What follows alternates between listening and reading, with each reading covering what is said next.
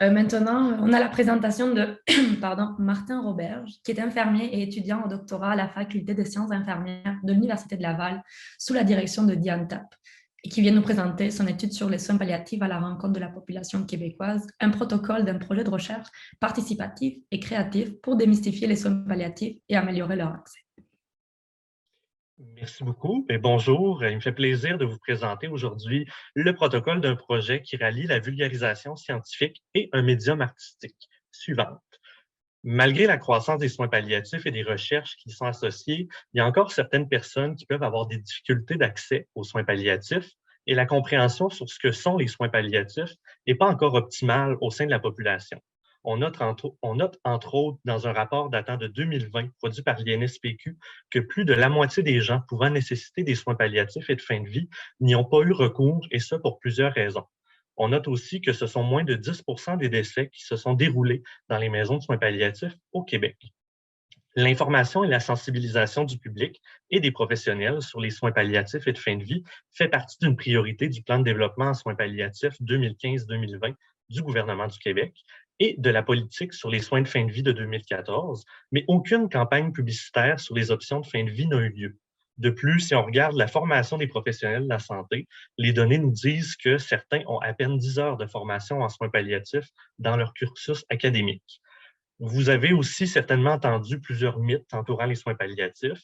Parmi ceux-ci, il y a évidemment que les soins palliatifs sont considérés comme un abandon des patients, comme une annonce de mort imminente, que ces soins-là sont uniquement accessibles pour les gens atteints d'un cancer ou que la médication donnée par les professionnels, c'est ce qui va tuer les patients.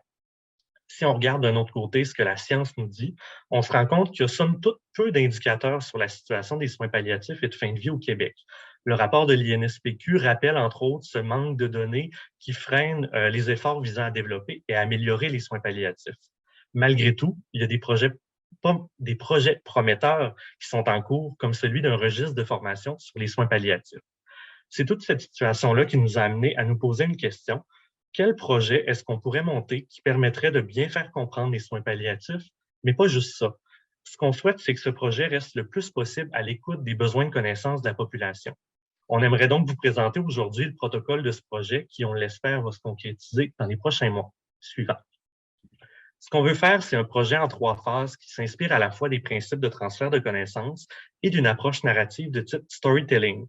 Le transfert de connaissances, ça implique de faire des allers-retours avec la population pour bien comprendre leurs besoins de connaissances et de vulgariser les résultats de recherche pour faciliter leur compréhension et leur intégration. Quant aux approches basées sur les arts et la narration, elles sont prometteuses pour vulgariser les savoirs parce que le public peut se représenter des données scientifiques sous la forme d'une histoire à laquelle il est facile de s'identifier pour réfléchir à des expériences et des concepts qui sont complexes. La phase 1 du projet consiste à identifier les besoins de connaissance de la population en termes de soins palliatifs et de fin de vie. Après avoir mené une revue exploratoire de la littérature, on va créer des questionnaires pour identifier les besoins de connaissance les plus criants pour 4 groupes de la population dans une région sélectionnée au Québec. L'analyse des réponses à ces questionnaires-là va nous permettre d'identifier les concepts les moins bien compris et de développer à partir de ça le scénario d'un court-métrage. Le scénario va être soumis au public sous la forme d'une lecture publique pour recueillir des commentaires généraux et nous aider à améliorer le scénario avant de réaliser le tournage et le montage. Une fois le court-métrage réalisé, il va être diffusé sur différentes plateformes publiques, telles que les médias sociaux ou la chaîne YouTube du réseau, ainsi que dans des milieux cliniques avec qui on va avoir collaboré. On va inviter différents groupes de la population à compléter un questionnaire et à participer à des groupes de discussion après avoir vu le court-métrage pour déterminer si le processus de transfert de connaissances a été efficace et si les savoirs scientifiques vulgarisés par le film ont été compris par la population.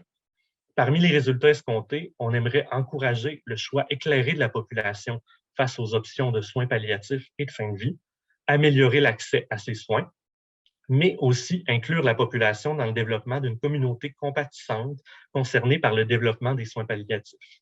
Aussi, on aimerait corriger certaines perceptions erronées entourant les soins palliatifs, identifier les besoins de formation continue pour améliorer la pratique des professionnels et les aider à référer les patients aux soins appropriés au bon moment.